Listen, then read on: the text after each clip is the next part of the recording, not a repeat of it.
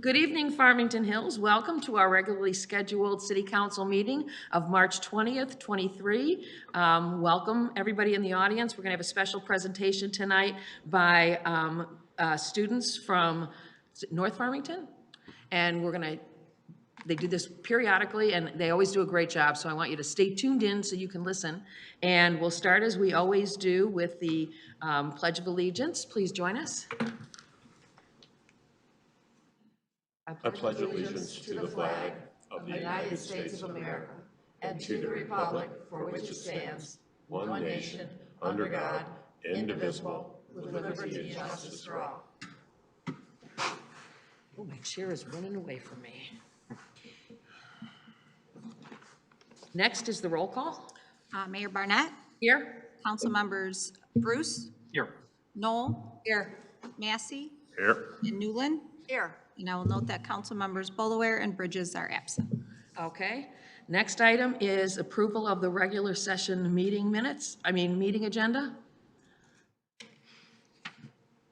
Dr. Bruce? Go ahead. Madam Mayor, I would move the approval of the agenda as published. Support. Okay, it's been moved by Dr. Bruce, seconded by Councilmember Newland. All in favor, say aye. Aye. All opposed? It passes unanimously with 2 absent. Next is the presentation from North Farmington American Red Cross Club. Welcome. Good evening. My name is Tasia, and I'm the founder and executive board president of the North Farmington American Red Cross Club. My name is Angelina Sun, and I'm the vice president. My name is Angelina Borison. My name is Sophia Hernandez. And my name is Simranjot Kaur. Great, thank you. Thank you so much for giving us this opportunity to present again this year. We love being able to present in front of you guys, and it's always an honor for us to be able to share our work. This year, we're focusing on blood drives in hopes of educating the public on blood donations and making them more accessible. Hi, everyone. Good afternoon, or should I say good evening. Let's first start off with, what is the donating process? For registration, we check for eligibility, your ID, and your address of your residence. As far as we go for health history, we ask questions about recent travels and look at prescription drugs or other medications you are taking currently or in the past. Your vital signs will also be checked.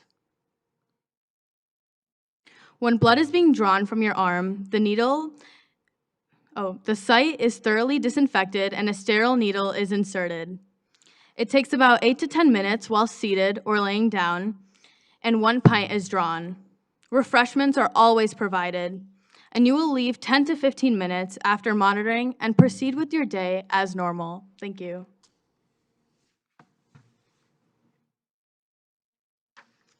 Next, we're going to talk about how to find a blood drive. Luckily in Farmington, we have an American Red Cross Blood Donation Center located nearby, but generally we would encourage you to visit our site, put in your postal code, and find the nearest location. You can make blood donations not just at the American Red Cross Blood Donation Center, but also at your school or organization-hosted blood drives, and of course, your local hospital. Once you've found a place to donate, the next step is to check if you meet the requirements. The eligibility for each donation varies, and in the next topic, we'll talk about the types of donations. But for now, the whole blood donations, you can donate every 56 days. You are required to be 16 years old and weigh at least 110 pounds. For Power Red donations, the preferred donation frequency is every 112 days. Male donors should be at least 17 years old, at least 5'1", and at least 130 pounds. Female donors should be at least 19 years old, at least 5'5", and at least 150 pounds. This difference accounts for the commonly lower levels of iron found in women. Platelet donations can be made every 7 days, and the donor must be at least 17 years old and weigh at least 110 pounds.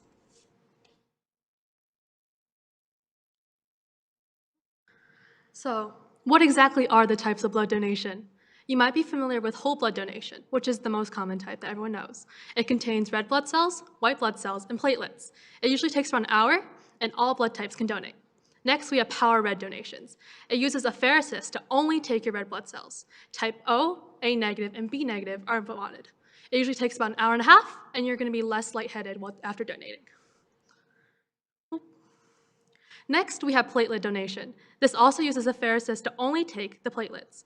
The units must be used within 5 days. It can take anywhere from 2.5 to 3 hours, and blood types except O negative, B positive, and AB are encouraged to donate. Finally, we have plasma donation, where only the plasma is taken. It usually takes around 1.25 hours, and AB positive and AB negative are encouraged to donate.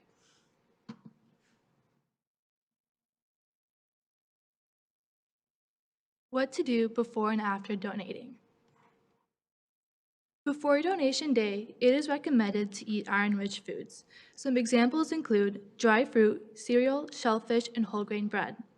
It is vital that before your appointment, you get a good night's sleep. This can range anywhere from 7 to 9 hours. It is also helpful to wear a comfortable shirt and to drink lots of water. After your donation, you will sit in an observation room for 15 minutes. Snacks and refreshments will be provided. It is recommended to avoid strenuous physical activity for the next 5 to 6 hours, and it's very important to keep your bandage on for the first 5 hours. If bruising does occur, apply an ice pack. If you happen to feel lightheaded, lie with your feet facing upwards and take it slow for the rest of the day. It takes 6 to 12 weeks for your body to replenish the blood lost, so avoid donating within this time period.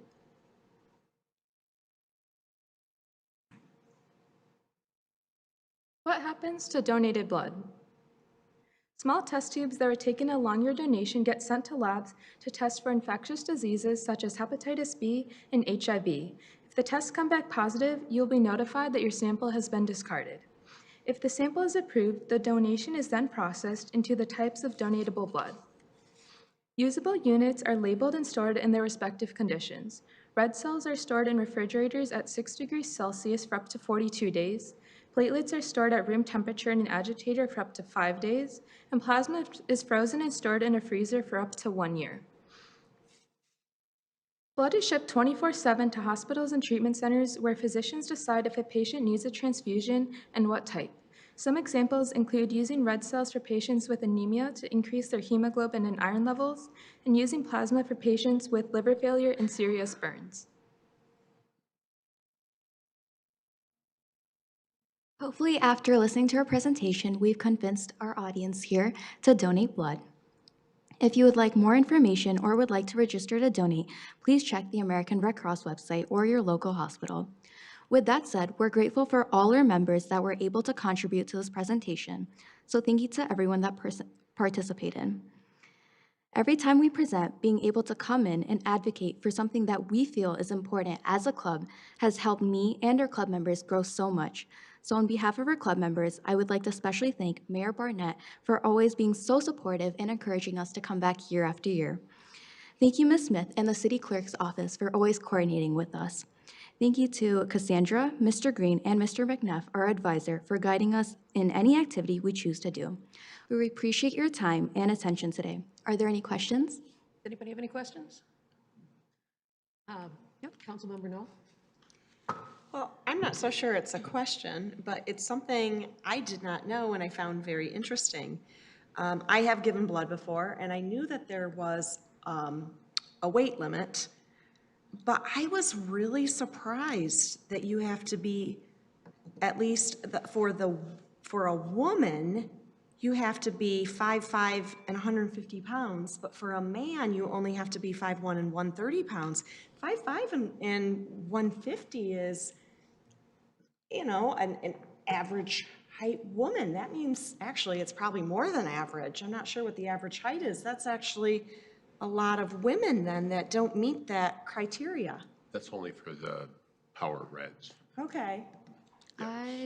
It's Well, much, I'm over 5'5", and I'm not going to say my weight, but I'm sure you can figure out I can donate blood, but, because I said I can, but. So for that specific donation, that would be Power Red donations, and that's of course our red blood cells. Yeah. For a woman, you know, it's very important for us to have enough red blood cells to carry oxygen, especially when we're going through our daily cycles. So with that said, you know, it's more important that we weigh enough and have enough blood No, to I understand compensate. it. I just, I did not know that.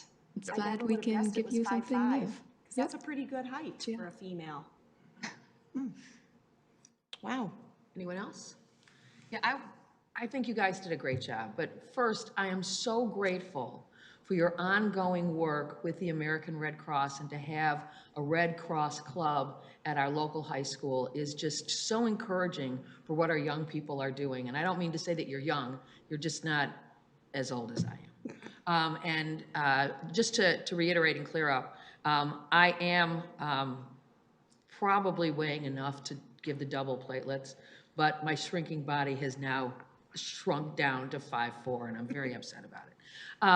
But thank you very much, and that is for the double plate, that's for the double platelets. Yeah, that's what Ken does.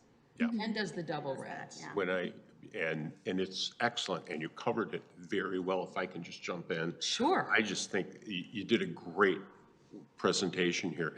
And one of the reasons that the double reds, the power reds or the doubles, is because you're taking out 2 units of red blood cells. And because of the hematocrit and hemoglobin differences between males and females, that's the reason you have those. But from somebody who's been donating when I was at North Farmington and 16 years old, and I've been donating since, I much prefer this now because you get all of your plasma back, plus the volume that was taken up by those red blood cells. So when you walk out of there, you don't have some of the other side effects. So plus you benefited that extra number of people. I think this is a great presentation, and applaud you for doing it. Thank you so much. And remember, for plasma and whole blood, you don't have to be 5'5" and 150 pounds if you're a woman. You can be, what is it, 5'1" and 110 pounds, depending on your height and weight. And of course, you can 5'1" check. and 110. Yeah, I was there once when somebody was donating, and they were turned away because they were underweight. Wasn't me. Oh. Councilmember I Newland. was going to wonder, a wonderful presentation. One thing, because myself, I would never meet the 5'5", nor the 110 pounds, I hope, never. But give everyone a different option to be on the bone marrow transplant, because so most people don't even know about that. So that's a great option to be able to educate on. Yep, sounds good. Thank you very much. Thank you so much. And I'm assuming we're going to hear from you before the end of the school year, so that if there's another project you want to share with us, you'll do that? Yep, Thank you very much. of course. Oh, we should probably mention that you guys could also help us, because the city does 2 blood drives a year, one in January and one in August. So we'd love to have you help get that word out. Yeah, of course.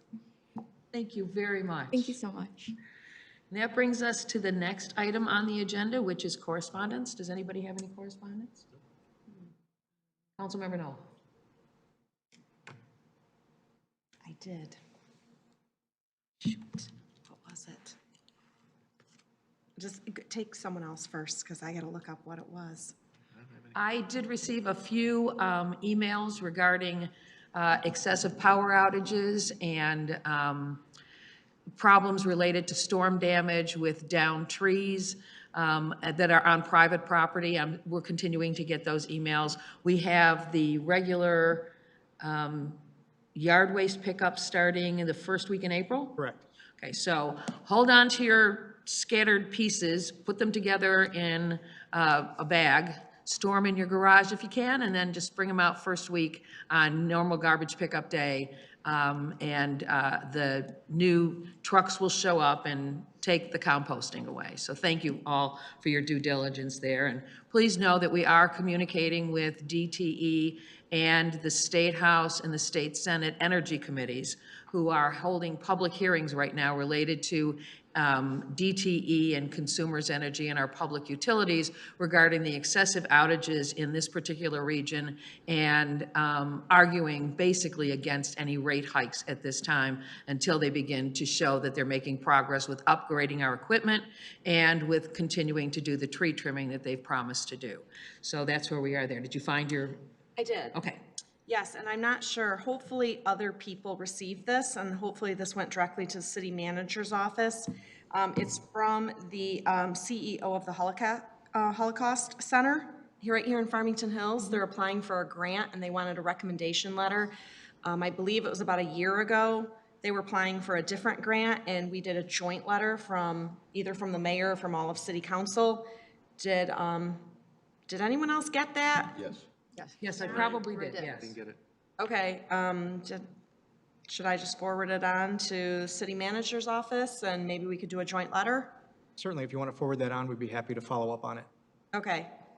Yeah, and they were able last year to get a healthy stipend from the federal government for their work. So thank you for bringing that up. Yeah, this is for a security training project. Right, right. Okay.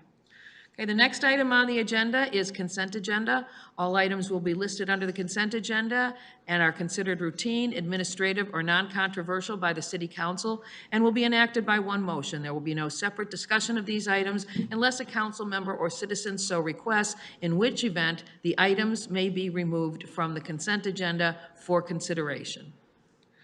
Will Mayor Pro Tem Randy Bruce please read the consent agenda? Thank you, Mayor. Item number 4, recommended approval of award of proposal for consultant services to create the 2024-2028 Special Services 5-Year Parks and Recreation Master Plan and grant submission assistance to landscape architects and planners in the amount of $35,000, CMR 3-23-42. Number 5, recommended approval of award of proposal for as-needed media buying and consulting to Emerald Media for 1 year and an estimated amount of $150,000 with possible extensions, CMR 3-23-43. Number 6, recommended approval of award of bid for reconnaissance robot for the police department to Transcend Robotics in the amount of $39,495, CMR 3-23-44. Number 7, recommended approval of permit to be issued to Wolverine Fireworks Display Incorporated to hold a fireworks display at Franklin Hills Country Club on May 28, 2023, with a rain date of May 29, 2023. Number 8, recommended approval of permit to be issued to Pyrotechnico Fireworks Incorporated to hold a firework display at Farmington Hills Sports Park on July 6, 2023, with a rain date of July 7, 2023. Number 9, recommended approval of request for employment under Section 10.01A of the City Charter for a building assistant with the Special Services Department. Number 10, recommended approval of request for employment under Section 10.01A of the City Charter for a Hawk concessions attendant. Number 11, recommended approval of City Council study session meeting minutes of March 13, 2023. And number 12, recommended approval of City Council regular session meeting minutes of March 13, 2023. Okay, thank you very much. Is there a motion?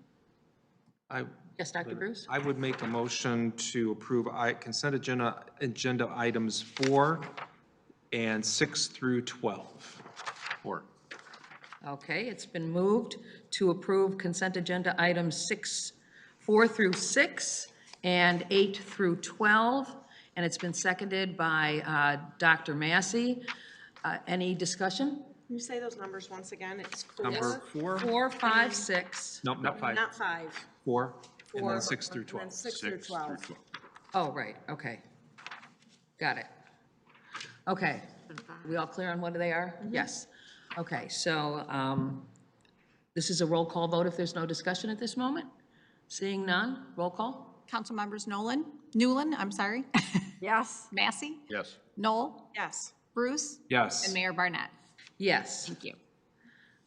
Okay, and that leaves item number 5. Yes, Dr. Bruce. Yes, I'd like to make a motion to delay item number 5 to a date. Can we do a date uncertain, or do we have to do a date certain on that? If possible, doing it to a date certain will give instructions so it doesn't die for lack of action. Okay. Well, the budget meetings are coming up in May, so maybe the first council meeting after budget sessions would Okay. be, I think, reasonable, whatever date that That'd be is. the last meeting in May. Okay. Budget meetings will be the 15th and 16th. Right. Okay, so then I would propose to the next council meeting after that, whichever date that is. So that date will be the 22nd. 22nd. Okay, to May 22nd.